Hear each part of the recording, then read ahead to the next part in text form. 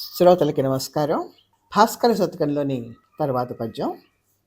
కారణమైన కర్మములు కాక దిగంబడవు, ఎన్ని గొందులందూరిన ఎంతవారలకు తొల్లి పరీక్షితు శాపభీతుడై వారిధి నొప్పు ఉప్పరిగపై పదిలంబుగా దాగియుండినన్ క్రూర భుజంగ దంత హతి కూలడే లోకులెరుగా భాస్కర. జరిగేవి జరక్క మానవు, ఎంత ప్రయత్నం చేసినా వాటిని ఆపలేవు అనేటువంటి విషయాన్ని ఒక నిదర్శనంతో కలగలిపి చెప్పాడు శతకకారుడు చాలా చక్కగా.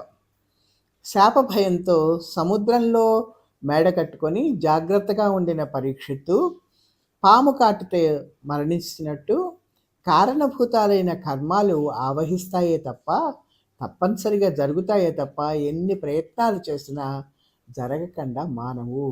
దీనికి ఓ పూర్వకథ ఉందండి, అందరికీ తెలిసిందే, మళ్ళా ఓ మాట అనుకుందాం.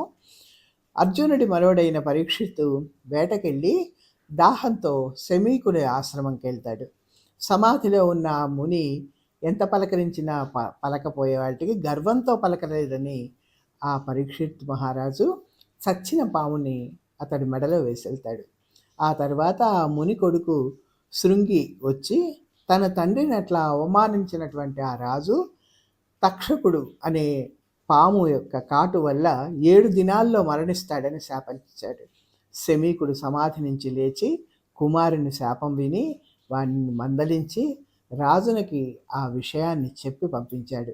పరీక్షిత్తు జరిగిన దానికి చింతించి సముద్రంలో ఒక మేడ కట్టుకొని అక్కడ ఉన్న ఆ మేడలో ఒక విప్రుడు, ఒక బ్రాహ్మణుడు రాజుకి ఫలహారం ఇస్తే ఆ ఫలంలో చిన్న క్రిమిగా తయారయ్యి తక్షకుడు ఆ రాజును చంపేశాడు.